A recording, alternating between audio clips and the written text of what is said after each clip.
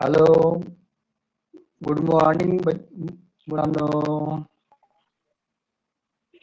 चला आज आपण भाग राहिलेला आहे त्याच्याविषयी माहिती बघूया. नमस्ते, गुड मॉर्निंग. आपण सुरुवात करूया आपण नवीन पाठाला.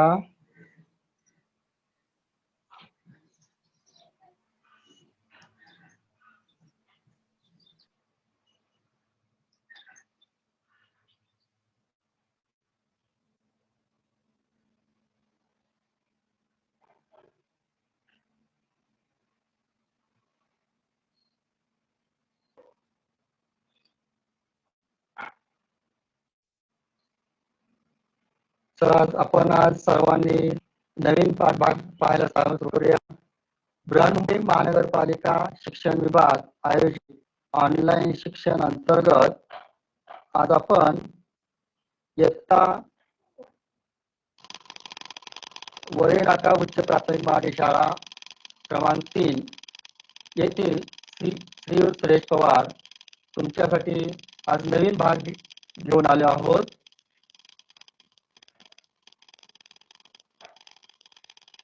तुमच्या सर्वांचं पुन्हा एकदा स्वागत. खूप हुशार मुलं आहात, अगदी पटापट उत्तर देतात आणि दररोज तुम्ही या ऑनलाईन शिक्षणासाठी हजर असता, म्हणून पुन्हा एकदा तुमचं स्वागत.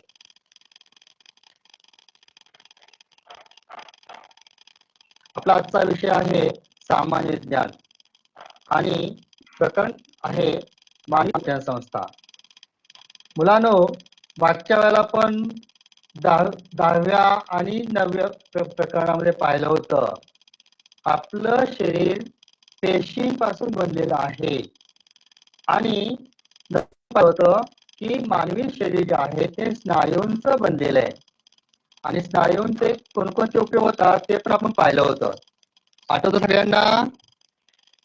आज आपण आणखी आपल्या शरीरामध्ये कोणकोणत्या प्रकारचे आहे याच्याविषयी माहिती पाहूया. चला तर आपण त्यातला पहिला भाग बघणार आहोत. पुढचा भाग आहे पचन संस्था. कोणता भाग बघणार आहोत? पचन संस्था. आता तुम्हाला एक महत्वाचा प्रश्न एक विचारायचा आहे. तुम्ही दररोज सकाळ, दुपार, रात्री जेवण करता, बरोबर ना? मग हे जे जेवण करता त्यावेळेला आपल्या शरीरात गेल्यानंतर त्याचं काय काय होतं आपल्याला माहिती आहे का? जर आपण ते अन्न आपल्या शरीरात घेतलं आणि त्याचं आतमध्ये काय काय बदल होतो, काय काय त्यामध्ये रूपांतर होतं, कोणत्या पदार्थात रूपांतर होतं हे आपल्याला माहिती आहे का? नाही. तर त्याच्या संबंधी आज आपल्याला माहिती बघायची आहे. चला तर आपण आज या दररोज आपण वेगवेगळ्या प्रकारचं अन्न खातो, त्या खाल्लेल्या अन्नाचं रूपांतर विद्राव्य घटकात होणे आणि ते विद्राव्य घटक रक्तात मिसळणे या क्रियेला आपण अन्नपचन असे म्हणतात. आता हे अन्नपचन होणं गरजेचं आहे का? समजा आता मुलं, तुम्हाला माहिती आहे आपण डॉक्टरकडे गेल्यानंतर आपल्याला सलाईन लावतात. आपला अशक्तपणा आला, आजारी असेल तर सलाईन लावतात. का बरं? कारण रक्तात मिसळणारे अन्न घटक जे असतात ते त्या सलाईनमध्ये असतात. उदाहरणार्थ ग्लुकोज, हे आपल्याला अतिशय गरजेचं आहे आणि अतिशय महत्वाचं तो घटक असल्यामुळं तो सलाईन मधून आपल्या शरीरामध्ये रक्तामध्ये सोडला जातो, त्यामुळे ते रक्तात मिसळतो. आपण अशा प्रकारचे हे जे अन्न घटक आहेत, ते रक्तात मिसळणारे अन्न घटक आपल्या शरीरात रक्तात मिसळू शकतात, असे घटक आपल्या शरीरात सोडणं गरजेचं असतं. आता आपण समजा आपलं अन्न आहे ते डायरेक्ट सलाईन रक्तात मिसळलं तर चालेल का? नाही चालणार. नाहीतर काय होईल? आपला मृत्यू जाईल, मग त्याचा उपयोग होणारच नाही. आणि म्हणून आपणाला या अन्नाचा नवीन पदार्थ, नवीन घटक तयार करणं आवश्यक आहे आणि ते घटक रक्तात मिसळले पाहिजे. आणि असे घटक रक्तात मिसळण्यासाठी त्या रक्तात अन्नाचं अन्नपचन होणं गरजेचं आहे. मग त्यासाठी आपल्याला काय काय काय आपल्या शरीरामध्ये असणं आहे त्याच्याविषयी आपण माहिती बघूया. आपली जी अन्नपचन संस्था आहे त्याच्यामध्ये 2 महत्वाचे घटक आहेत. पहिला क्षेत्र आहे पाचक ग्रंथी.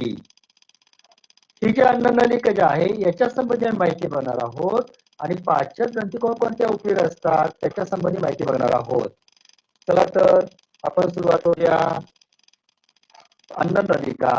आता ही जी अन्ननलिका आहे ती कशा प्रकारची असते बरं?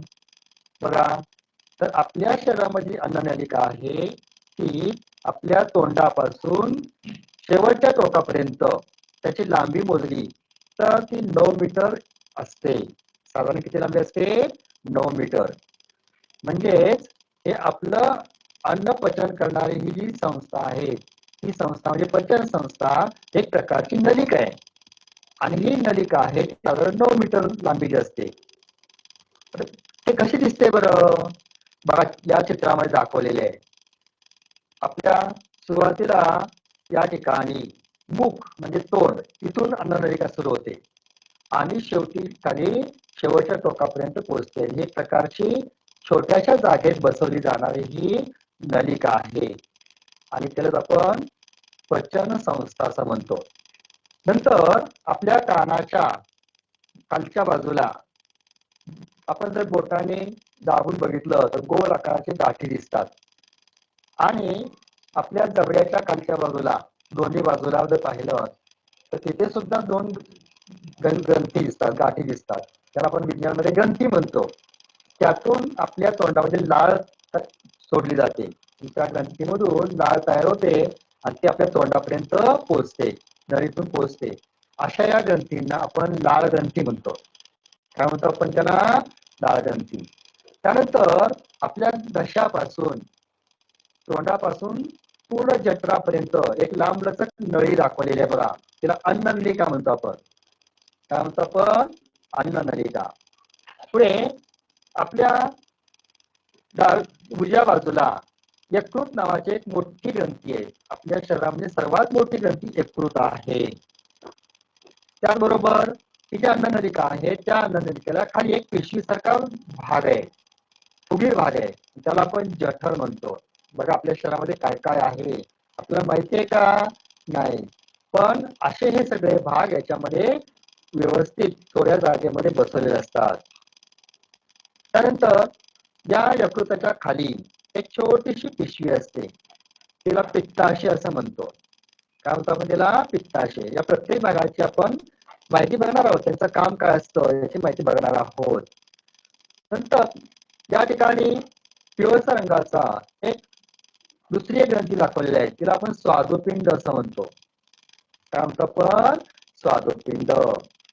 आणि हिरव्या रंगाचा दाखवलेला आहे मुद्दाम, प्रत्यक्ष हिरव्या रंगाचा नसतो पण तुम्हाला कळा म्हणून असे वेगळ्या कलरचे हे अवयव दाखवलेले आहेत. आणि हा हिरव्या रंगाचा अवयव दाखवलाय त्याला मोठे आतडे असं म्हणायचं. आणि छोटेसे एक आतडे आहे त्याला लहान आतडे म्हणतात. ते लहान आतडे सुद्धा कमी जागेमध्ये बसवलेलं असतं, त्याची सुद्धा माहिती आपण बघणार आहोत.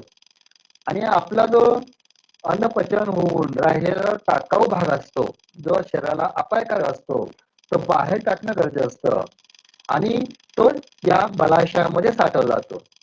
जेव्हा मलाशय पूर्ण भरतं तेव्हा आपल्याला 2 नंबरला जाण्याची इच्छा होते आणि त्यावेळेला या छिद्रातून, त्याला आपण गुदद्वार म्हणतो, त्या गुदद्वारातून टाकाऊ पदार्थ शरीराच्या बाहेर टाकला जातो. म्हणजे अशा प्रकारे या ठिकाणी आपल्या शरीरामध्ये पचन संस्थेमध्ये वेगवेगळे हे भाग आहेत, वेगवेगळे हे वेगवेगळ्या प्रकारचे अवयव आहेत. आता हे सगळे अवयव जे आहेत यांची आपण हळूहळू माहिती बघूया. आता आपल्याला माहिती आहे अन्ननलिकेमध्ये मुख म्हणजे त्याला आपण तोंड म्हणतो, घशाजवळ ग्रसनी असते, नंतर खाली लांबलचक नळी पाहिजे त्याला आपण ग्रासिका म्हणतो, खाली पिशवीसारखा भाग होता त्याला जठर, त्याला अमावश असे म्हणतात, अमावस्या. त्यानंतर लहान आतडे, मोठे आतडे, मला ज्या ठिकाणी मल साठवला जातो ते मलाशय आणि शेवटी ज्या छिद्रातून बाहेर मल टाकून दिला त्याला गुदद्वार, या सर्वांचा समावेश. आता आपण एकेका भागाची माहिती बघूया. चला तर पहिला आहे मुख. या तोंडामध्ये आपल्याला काय काय पाहायला मिळेल बरं? कोण सांगेल तोंडामध्ये काय काय आपल्याला पाहायला मिळतं? मी सांगू? हा, सांग. तोंडात अन्नाचा घास घेतल्यापासून त्याची पचनक्रियेची सुरुवात होते. हम्म, तोंडातील अन्न बरोबर. दातांना चावले जाते, त्यांचे हम्म, बारीक तुकडे हम्म, होतात. बरोबर. बरोबर, खूप पुढे गेला, पण आपल्या पुढे गेला हरकत नाही. माहिती याची आनंदाची गोष्ट आहे. आता आपल्या अन्न नलिका जी आहे तिचा सुरुवातीचा भाग आहे, तिला आपण मुख म्हणतो. त्याला मुख गुहा म्हणजे मुखापासून सुरुवात झालेली असते. आणि या मुखामध्ये म्हणजे तोंडामध्ये आपल्या तळाशी एक जीव असते. जीवेचा उपयोग काय सांगता येईल का? आपल्या अन्न पचनामध्ये, पचन संस्थेमध्ये जीवेचा उपयोग काय सांगता येईल? बघूया काय उपयोग असतो ते सुद्धा बघूया. आणि दोन्ही बाजूला जबड्यांची जोडी असतात. एक पूर्ण रांगच असते, मालिका असते. आता आपण एक जबडे आहे, वरचा जबडा आणि खालचा जबडा. बघा, आहे की नाही जबडा? किती दात असतात बरोबर वरच्या जबड्यात आणि खालच्या जबड्यात? सांगू शकाल? वरच्या जबड्यात किती दात असतात आणि खालच्यावर किती दात असतात? कोण सांगेल बरं? एकूण आपले दात किती, तोंडामध्ये दात किती असतात? सर एकूण दात 32 असतात. 32 असतात. मग त्यातले निम्मे दात वरच्या जबड्यामध्ये आणि निम्मे दात खालच्या जबड्यामध्ये, म्हणजे किती होतील? प्रत्येकी 16 दात असतात. किती असतात? 16 दात 16. असतात, बरोबर ना? म्हणजे मानवाच्या प्रत्येक जबड्यामध्ये 16 याप्रमाणे एकूण 32 दात असतात. आणि या मानवाच्या आयुष्यामध्ये माणसाला दोनदा म्हणजे 2 दातांचे संच आहेत. जन्म झाल्यानंतर जे दात येतात त्याला दुधाचे दात म्हणतात. म्हणते ना, तुझे दात दुधाचे दूध पडले आता, म्हणते की नाही? म्हणजे दुधाचे दात असतात ते साधारण 20 असतात. त्यामध्ये उपदारा नसतात.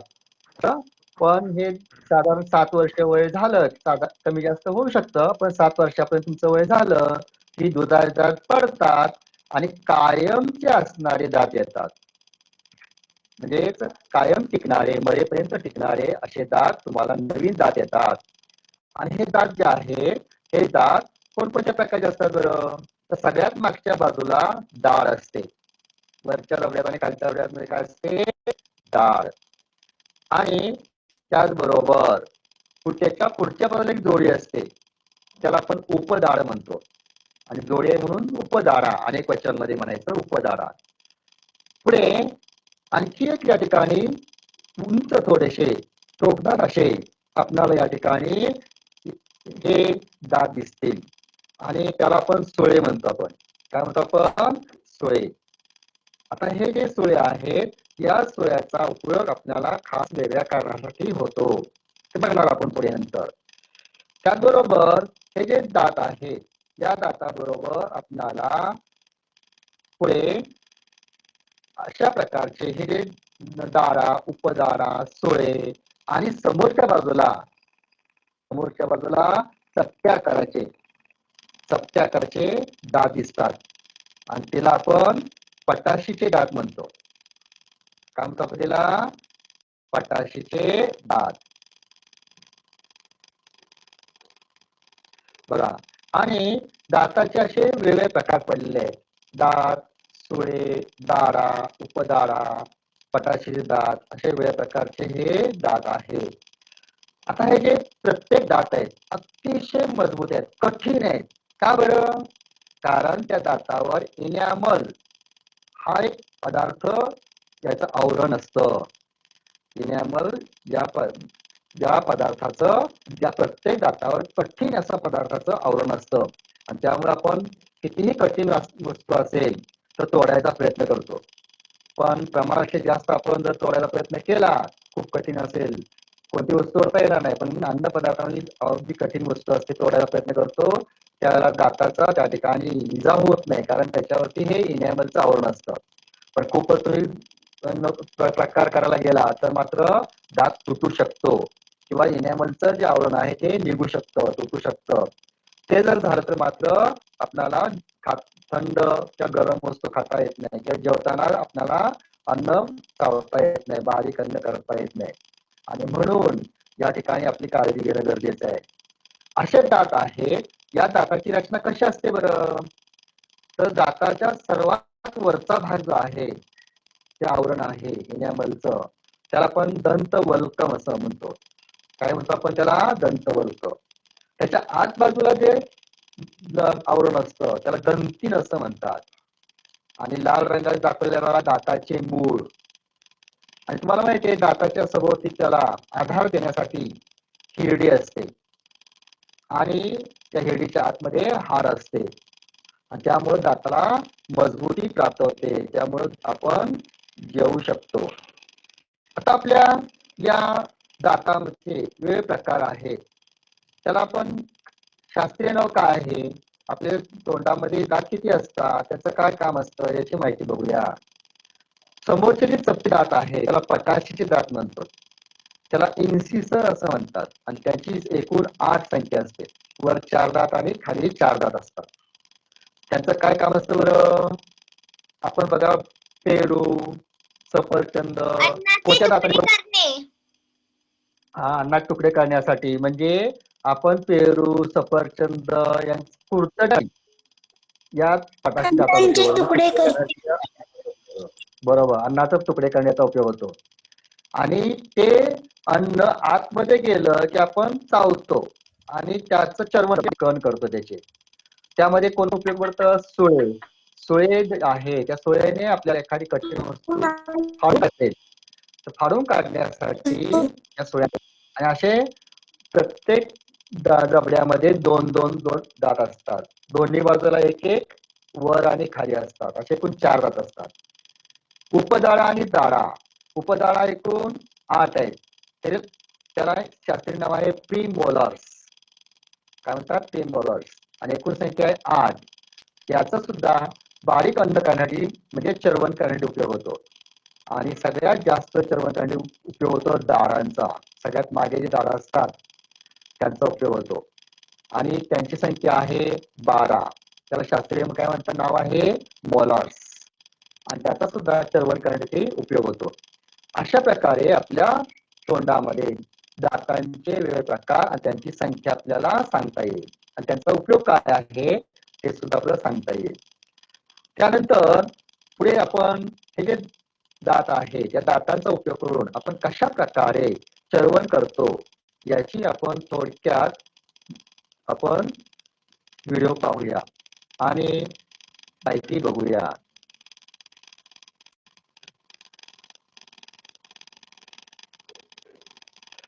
पहिला आपला तोंडामध्ये असलेला सगळ्यात महत्वाचा अवयव कोणता आहे बरं? जीभ. जीभ. कोणता अवयव आहे? जिभेचा उपयोग काय होतो बरं सांगू शकाल? चव. चव काय होतो लागण्यासाठी. चव बघण्यासाठी. बरोबर. चव कळते तुम्हाला? जिभेला कोणकोणत्या प्रकारची चव कळते कोण सांगेल बरं? सर मी सांगू सोनाली. जीभाच्या ह्याच्याने आपल्याला जेवण अन्न चावायला कोणती भेटते. कळते आपल्याला? सर आपल्याला तिखट आणि खरट सगळं गोड, तिखट, आंबट, गोड हे सगळं चवीत साखर घेतली. सगळं साखर घेतली. हा, साखरेची चव बघायची असेल आपल्याला तर आपण काय करतो? जिभेचा शेंडा जो आहे तो हळूच साखर चिकटवतो आणि चेक करतो. अरे वा, गोड लागते साखर. म्हणजे पुढचा भाग जो आहे तो गोड चव पाहण्यासाठी आपण पाहतो, म्हणजे ते उपयोग करतो. आणि का बरं? कारण जीभ जी आहे ही जीभ आपल्याच्या चव पाहण्यासाठी पाहतो. म्हणजे आणि ही जीभ मागच्या बाजूला चिकटलेली आहे. मागच्या बाजूला चिकटलेली आहे म्हणजे मुख गुहेच्या तळाशी जिव्हा बंधाने म्हणजे स्नायूने जो चिकटलेली असते त्याला फ्रेनोलम असं म्हणतात. काय म्हणतात? फ्रेनोलम. या जिभेवर रुचिक कलिका असतात. म्हणजे बारीक तुम्ही जर जिभेवर बोट फिरवलं नंतर तर बारीक बारीक आणि टोकदार काहीतरी आपल्याला बारीक असे भाग दिसतात. त्याला टेस्ट बर्ड्स म्हणतात. काय म्हणतात? टेस्ट बर्ड म्हणजे रुचिक कालिका. आणि अंकुरक असतात त्याला पॅपिलिया असं म्हणतात. याचा उपयोग करून आपल्याला चव कळते. आपण या ठिकाणी जीभ तोंडानंतर आतला जो भाग आहे कानाच्या मागच्या बाजूला खाली आणि आपल्या जबड्या खालच्या जबड्याच्या खाली मागच्या बाजूला हात जर लावून जर पाहिलं तर आपल्याला टॉन्सिलचा शब्द वापरतो बघा. टॉन्सिल हे जे ग्रंथी आहे त्याला आपण लाळ ग्रंथी म्हणतो. या लाळ ग्रंथी कानशील म्हणजे कानाच्या खालच्या बाजूला कानशिलेच्या आणि घशाजवळ जिभेखाली असलेल्या वेगवेगळ्या ग्रंथीमध्ये लाळ तयार होते आणि मग ती नळीतून तिला जोडलेली एक नळिका असते तिथून तोंडामध्ये येते. त्यामुळं मग चिंचेचं नाव घेतलं लगेच तोंडाला पाणी सुटतं आपल्या, बरोबर की नाही. आपल्या आवडीचा एखादा पदार्थाचा वास आला किंवा पाहिला समोर तरी तोंडाला पाणी सुटतं. का बरं? कारण या लाळ ग्रंथीतून लाळ तयार होते, त्याला आपण विज्ञानमध्ये स्राव म्हणतो. आणि या स्रावामध्ये विकर असतात, पचन करणारे विकर, अन्न पचन करणारे विकर असतात. त्याचं नाव आहे टायलिन, म्हणजे अमायलेज असं म्हणतात. आणि या टायलिनमुळं स्टार्च म्हणजे पिष्ट पदार्थाचं आपल्या माल्टोज नावाचा एक शर्कर आहे, शर्करा म्हणजे साखरेचा प्रकार आहे तो, त्या माल्टोज नावाच्या पदार्थात रूपांतर होतं आणि त्यामुळे तो माल्टोज ही शर्करा जी आहे ती रक्तात सहज मिसळू शकते. म्हणजे तोंडातच पिष्ट पदार्थाचं बऱ्याचशा प्रमाणात, तुम्ही जर जास्त वेळ अन्न चावत राहिला तर तुमच्या तोंडात लाळ मिसळते, तोंडातल्या अन्नामध्ये लाळ मिसळते आणि बऱ्याचशा प्रमाणात पिष्ट पदार्थाचं रूपांतर माल्टोज मध्ये होतं. म्हणून नेहमी लक्षात ठेवायचं, आपण ज्या वेळेला जेवतो त्यावेळेला आपण प्रत्येक घास सावकाश आणि खूप वेळपर्यंत चावायचा असतो, की जेणेकरून त्याचे बारीक बारीक कण होतील आणि तोंडातली लाळ मिसळून एक पातळ असा लगदा तयार होईल. त्यामुळे काय होईल, जास्त तोंडात घास राहिल्यामुळे पिष्ट पदार्थाचं माल्टोज मध्ये रूपांतर होतं आणि ते माल्टोज आपल्या रक्तात सहज मिसळू शकतं, म्हणजे सर्वच्या सर्व पिष्ट पदार्थाचं पचन होतं असं आपल्याला म्हणता येईल. पण आपण घाईमध्ये तसेच घास गिळत गेलो तर या पिष्ट पदार्थाचं पूर्ण पचन होणार नाही, मग त्याचं काम जठरावर पडेल आणि जठरावर ते काम करावं लागेल. म्हणजे जे तोंडात काम होणार आहे ते काम जर झालं नाही तर जठरावर लोड येईल कामाचा आणि ते पिष्ट पदार्थ पचन करावं लागेल. पण असं होऊ नये म्हणून आपल्या तोंडामध्ये तिचं पचन करणं आवश्यक आहे. म्हणून जेवताना सावकाश जेवायचं असतं, प्रत्येक घास चावून चावून खायचा असतो, लक्षात आलं. आणि अशा प्रकारे या ठिकाणी तोंडामध्ये पचन झालं की आपलं अन्नाचा घास घशातून खाली उतरतो आणि या घशाला विज्ञानामध्ये ग्रसनी म्हणतात. काय म्हणतात? ग्रसनी. आता जी ग्रसनी जी आहे त्या ग्रसनीजवळ श्वासनलिका पण येऊन मिळालेली असते. श्वासनलिका आणि या अन्ननलिका दोन्ही एकत्र तिथे येतात आणि म्हणून आपण जेवताना जर घाईघाईत जेवलो किंवा बोलत बोलत जेवलो तर श्वासही चालू असतो आणि घासही अन्नाचा खाली सरकत असतो आणि अचानक जर त्यावेळेला दोन्हीही एकाच वेळा क्रिया घडली तर मग मात्र आपल्या शरीरामध्ये गेलेलं अन्नाचा घास त्याचे काही कण श्वासनलिकेत जाऊ शकतात. ते तसं जायचा प्रयत्न झाला की लगेच ठसका लागतो, बऱ्याच वेळा लागतो ठसका आपल्याला, बरोबर की नाही. ठसका का लागतो?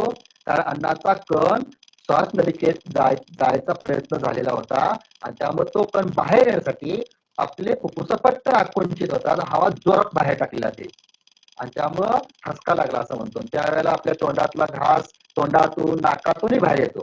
कधी अनुभव आला असेल का? का बरं? कारण जोरात हवा बाहेर टाकणे गरजेचं असतं. जर तसा जर अन्नाचा घास त्या श्वासनलिकेतून फुफ्फुसापर्यंत पोहोचला तर मग मात्र माणूस जिवंत राहणं मुश्किल असतं, कारण तो माणूस जगूच शकत नाही उपचार होईपर्यंत. कारण फुफ्फुसात जर कण गेला तर श्वास घेता येत नाही, सतत तो कण आहे तर बाहेर टाकण्याची क्रिया होत जाते, पर्यायानं ऑक्सिजन मिळत नाही आणि माणूस मरतो. आणि म्हणून आपण जेवताना अगदी सावकाश जेवायचं असतं आणि बडबड न करता सावकाश घास घ्यायचा असतो, लक्षात. आता ही जी ग्रसनी किंवा घसा आहे यालाच इंग्लिशमध्ये विज्ञानामध्ये फायरिक्स असं म्हणतात. फायरिक्स किंवा थ्रोट म्हणजे घसा, तुम्हाला माहितीच आहे. अन्ननलिकेचे आणि श्वसन नलिकेचे तोंड घशात म्हणजे ग्रसनीत उघडले जाते आणि या श्वसन नलिकेच्या तोंडाजवळ एक पडदा बसवलेला असतो अन्नाचा घास आतमध्ये जाऊ नये म्हणून, आणि तिचं नाव आहे एपिग्लॉटिस. आणि हा पडदा असतो त्यामुळं गेलेलं अन्न श्वासनलिकेत जाऊ शकत नाही, लक्षात. आता पुढचा भाग लांबलचक नळीसारखा भाग आहे, त्याला ग्रासिका असं म्हणतात. घशापासून जठरापर्यंत असलेल्या अन्ननलिकेचा जो भाग आहे त्याला ग्रासिक असं म्हणतात. आणि खाली पिशवीसारखा भाग आहे तो आहे जठर. कोणता भाग आहे? जठर. आणि जठरामध्ये त्या अन्न गेल्यानंतर अन्न घुसळलं जातं आणि ज्यावेळेला अन्न घुसळतात तेव्हा जठरामध्ये ग्रंथीमधून जाठरस तयार होतो आणि तो अन्नात मिसळतो. तिथे मात्र प्रथिनांचं विघटन होतं, म्हणजे प्रथिनांचं रक्तात मिसळणाऱ्या घटकामध्ये रूपांतर होतं आणि मग ते आपण त्याला प्रथिनांचं पचन होतं असं म्हणू. हे जे अन्न आहे हे अन्न जेव्हा जठरामध्ये जातं त्यावेळेला हायड्रोक्लोरिक आम्ल, पेप्सिन, म्युकस, श्लेष्म अशा घटकामुळं अन्न आम्लधर्मी होतं. कधी कधी तुम्हाला अनुभव येतो बघा, आपण खूप जेवलं असतो आणि आपली उलटी होती. आपली उलटी झाल्यानंतर आपलं आंबट आंबट बाहेर पडतं, ऍसिडिटी वाढली म्हणतो आपण. का? अन्नामध्ये हायड्रोक्लोरिक आम्ल मिसळलेलं असतं आणि त्यामुळं त्या ठिकाणी आम्लधर्मी अन्न होतं आणि आम्लधर्मी अन्न झाल्यामुळं त्याचं पचन चांगलं होतं. पचन आम्लधर्मी अन्न होणं आवश्यक असतं. आता आपण पुढे जाणार आहोत. आपल्या शरीरामध्ये सगळ्यात मोठी ग्रंथी आहे, तिचं नाव आहे यकृत. लाल रंगाने दाखवलेल्या चित्रामध्ये. आणि यकृत काय करतं? आपल्या शरीरात जे अन्नामधून तयार झालेलं जे ग्लुकोज आहे त्याचा साठा करून ठेवायचं काम करतं. यकृत काय करतं? ग्लुकोजचा साठा तयार करतं. म्हणजे लिव्हर ना? आणि हा करेक्ट, लिव्हर, बरोबर. त्यानंतर त्या यकृताच्या खाली एक पित्ताशय असतं आणि हे जे पित्ताशय आहे या पित्ताशयामध्ये केलेला पित्तरस साठवला जातो. एक पिशवी असते एक प्रकारची आणि यकृत जे पित्त तयार करतं ते पित्त या पिशवीमध्ये साठवलं जातं आणि हा जो पित्तरस आहे तो हळूहळू अन्नाबरोबर लहान आतड्यामध्ये अन्न जाताना त्यामध्ये अन्नात मिसळला जातो, हळूहळू सोडला जातो आणि त्यामुळे अन्नाचा काही राहिलं न पचन होतं. आणि या पित्तरसामध्ये क्षार असतात. काय असतात? क्षार. आता पुढची ग्रंथी आहे बघा, जठराच्या खालच्या बाजूला दाखवलेली आहे की नाही?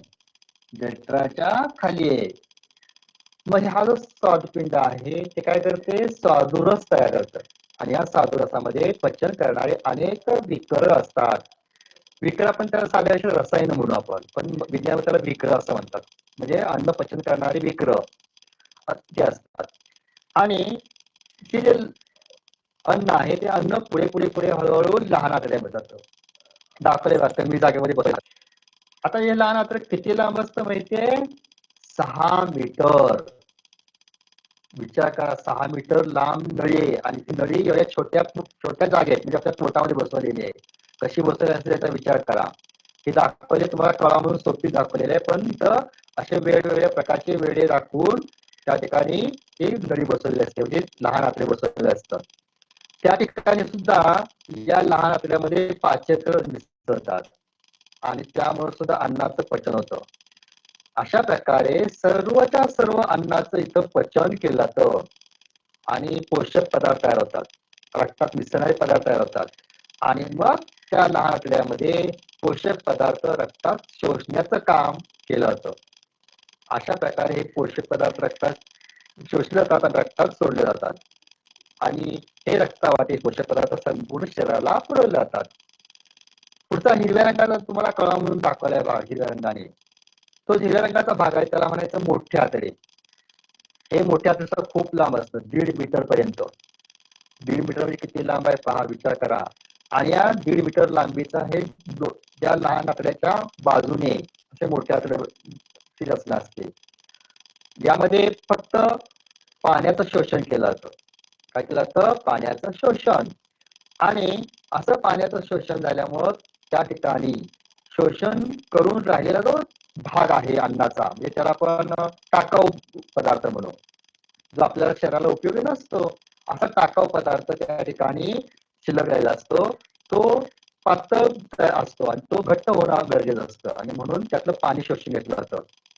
आणि अशा प्रकारे मोठ्या आतड्यामध्ये पाणी शोषण केलं जातं आणि मग ते पुढे पुढे पुढे टाकाऊ पदार्थ सरकवला जातो.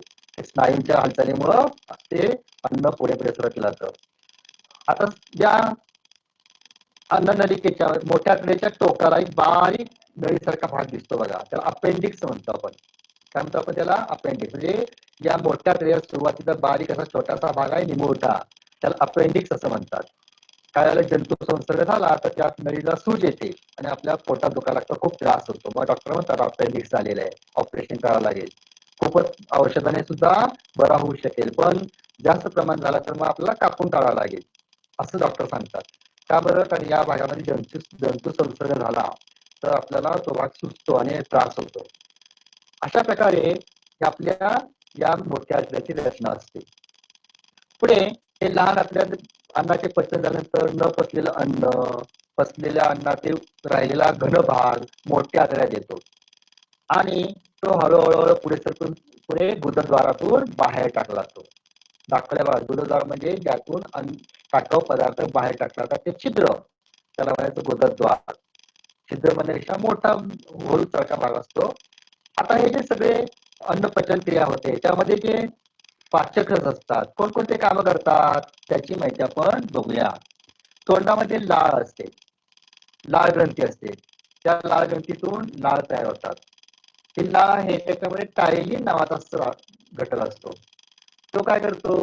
पिष्टन पदार्थाचे रूपांतर माल्टोज मध्ये करण्याचं रूपांतर करतो. माल्टोज ही एक प्रकारची शर्करा आहे, शर्करा म्हणजे साखरेचा प्रकार आहे. आणि जठर हा दुसरा अवयव आहे. त्यामध्ये जठराच्या आतील बाजूला भित्तिका असते. त्या जठर भित्तिकेतून स्राव बाहेर येतो आणि अन्नात मिसळतो, त्याला आपण जाठर रस म्हणतात.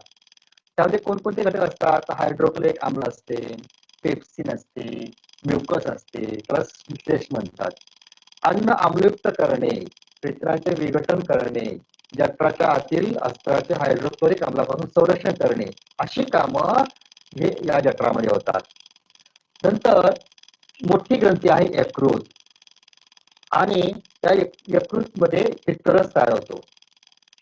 कशासाठी पित्तरस असतो गरज असते आपल्याला बरं? तर अन्न आम्लयुक्त करण्यासाठी या पित्तरसाची आवश्यकता असते. आणि मोठ्या मेदकणांचे लहान कणात रूपांतर करण्यासाठी, म्हणजे लहान लहान कण तयार होण्यासाठी, मेदकण म्हणजे आपले तेलकट पदार्थ आपण खातो त्यामध्ये मेद हा घटक असतो आणि त्याचे लहान कणात रूपांतर करण्यासाठी म्हणजे पायसीकरण करण्यासाठी या पित्तरसाचा उपयोग होतो. पुढची ग्रंथी आहे स्वादुपिंड. स्वादुरस नावाचा त्या ठिकाणी स्राव तयार होतो. त्यामध्ये 3 घटक असतात, ट्रिप्सिन, मायलेज आणि अमायलेज असे स्राव असतात. आणि त्याचा उपयोग काय होतो? तर प्रथिनांचं रूपांतर अॅमिनो आम्लात करणे, मेदाचं रूपांतर मेदाम्लात आणि ग्लिसरॉल मध्ये रूपांतर करण्याचा त्याचा उपयोग केला जातो. आणि पिष्टमय पदार्थाचं रूपांतर शर्करेमध्ये करण्यासाठी त्याचा उपयोग होतो. आता लहान आतडी आहे, त्या लहान आतड्यामध्ये आंतररस तयार होतो, तो प्रथिनांचं अॅमिनो आम्लामध्ये रूपांतर करतो. पिष्टमय पदार्थाचं ग्लुकोज मध्ये रूपांतर करतात आणि मेदाचं मेदामध्ये रूपांतर होतं. अशा प्रकारे या ठिकाणी आपल्या या स्रावांचा उपयोग कोणकोणता आहे ते आपण पाहिलेलं आहे. आपल्या शरीरामध्ये जी इंद्रिय संस्था आहे त्यातलं प्रत्येक इंद्रिय संस्थेतले कार्य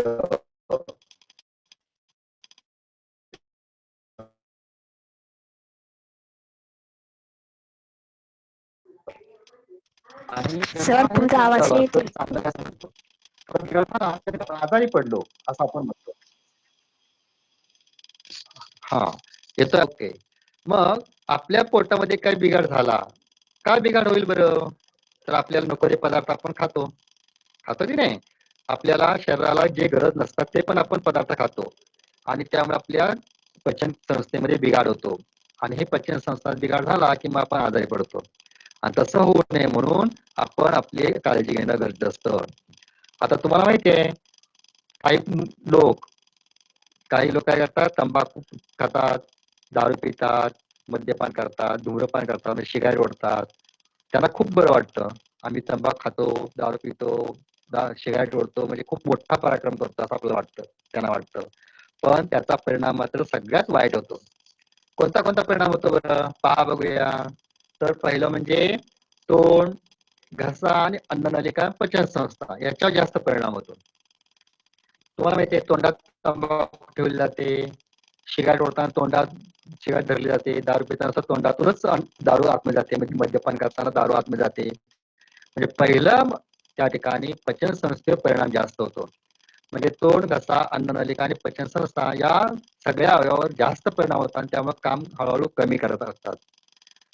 नंतर प्रमाण जास्त वाढलं की उलटी होते, मळमळ होते, डोकं दुखायला लागतं आणि हे सगळ्या प्रकारचे विकार म्हणजे आजार तयार होतात, सुरू होतात.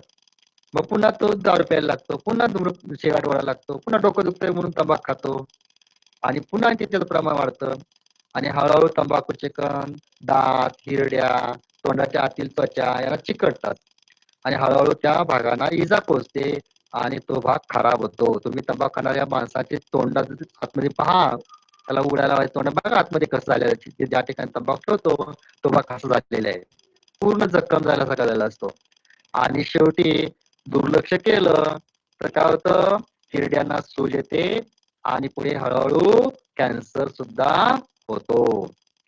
आणि कॅन्सर झाला की तुम्हाला माहिती आहे त्याचा उपचारच नाही. कॅन्सर झाला की सरळ माणसाचा मृत्यूच, मधली स्टेप नसते, कारण तो माणूस जगत नाही. कारण आता त्याच्यावर सुरुवातीला जर कळालं की कॅन्सर झालेलं आहे पहिल्या स्टेपवर तर माणसा उपचार करता येतो. पण आपल्याला मात्र दुर्लक्ष केल्यामुळं आपण त्याकडे कॅन्सरचं प्रमाण वाढतं आणि माणूस शेवटी त्यातच मृत्यू पावतो. मग आपण काय केलं पाहिजे?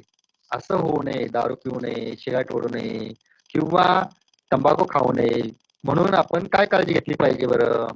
मुलांनी सुद्धा काय ते केलं पाहिजे. ते लोक आपल्या परिसरामध्ये वागतात, असे करतात, म्हणून आपण काय केलं पाहिजे?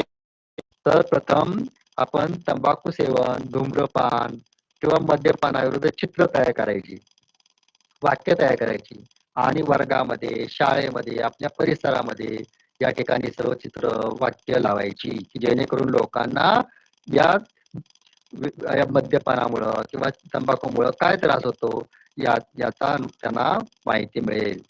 नंतर आपला परिसर तंबाखू मुक्त आहे की नाही यावर लक्ष ठेवलं पाहिजे. लोक तंबाखू खातात का? मग त्यांना आपण त्यांच्याशी बोललं पाहिजे. त्यामुळं लोक तंबाखू खाणार नाही त्यात लक्ष दिलं पाहिजे. नंतर या संबंधी आपण वर्गामध्ये किंवा परिपाठाला आपण शपथ सुद्धा घ्यायची, तंबाखू मुक्त होण्यासाठी शपथ घ्यायची. आणि सभोवताली अशा जर गोष्टी घडत असतील तर आपल्या पालकांना, शिक्षकांना किंवा इतर तिथे आपल्या परिसरात असणारे जे जे मुख्य लोक असतात त्यांना सांगायचं की या ठिकाणी असं प्रमाण चालू आहे, प्रकार चालू आहे. मग त्याच्यासाठी ते काहीतरी उपाययोजना करू शकतात. तुम्ही स्वतः करत बसू नका, कारण ते तुम्हाला लहान मुलगा आहे तुमचा ऐकणार नाही, पण तुम्ही पालकांना किंवा शिक्षकांना सांगा किंवा तिथे जे कार्यकर्ते असतात, काम करणारे परिसरामध्ये आपले लोक असतात त्यांना सांगा, ते नक्की त्याच्यावरती उपाय करतील. आता त्यासाठी आपल्या दरवर्षी 31 मे रोजी जागतिक तंबाखू सेवन विरोधी दिवस म्हणून आपण साजरा करतो आणि 1 एप्रिल रोजी जागतिक आरोग्य दिन म्हणून साजरा केला जातो. का बरं? कारण तंबाखूमुळे होणारे जे अपाय आहेत हे अपाय होऊ नये म्हणून आपण 31 मे हा दिवस जागतिक तंबाखू सेवन विरोधी दिवस साजरा करतो. त्याचबरोबर या ठिकाणी आपण हे सर्व पाहिल्यानंतर आपल्या लक्षात येतं की आपली जी पचन संस्था आहे ही एक अतिशय महत्वाची पचन संस्था आहे आणि तिची काळजी घेणं आपल्याला गरजेचं आहे. समजलं सगळ्यांना? चला तर मग आता तुम्ही मला ठिकाणी 1 मिनिट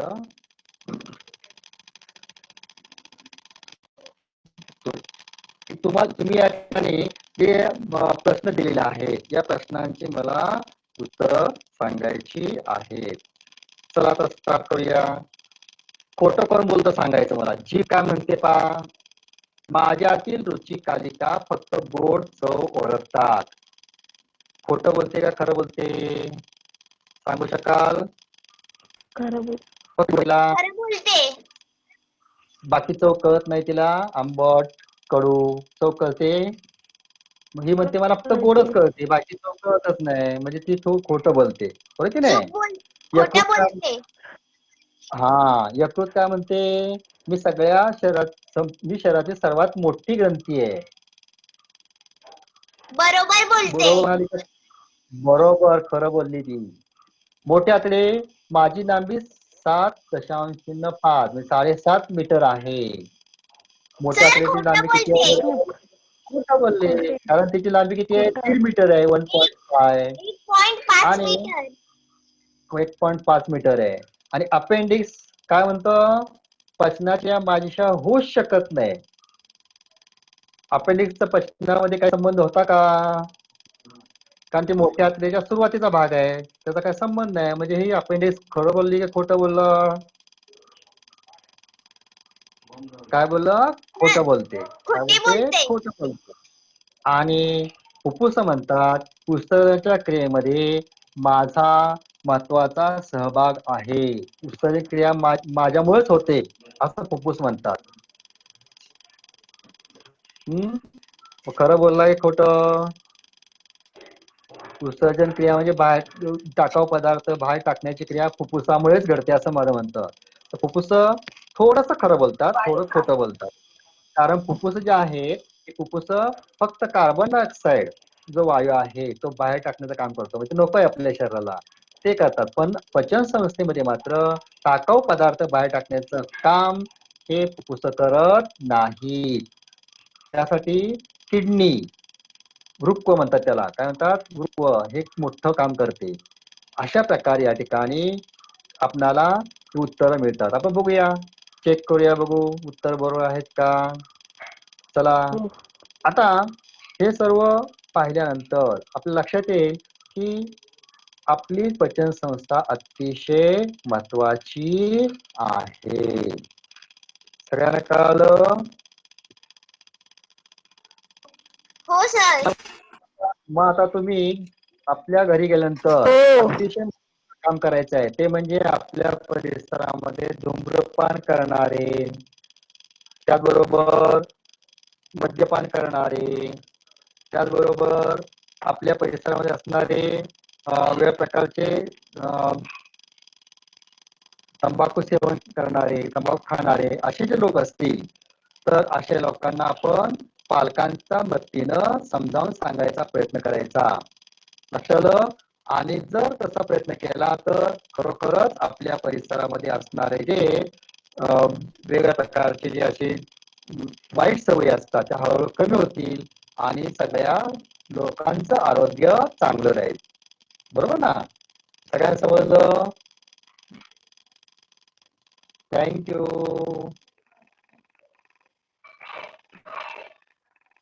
थँक्यू सर. आपण थँक्यू. उद्या आपण असंच पुढच्या तासाला येऊया आणि नवीन भागाची आपण माहिती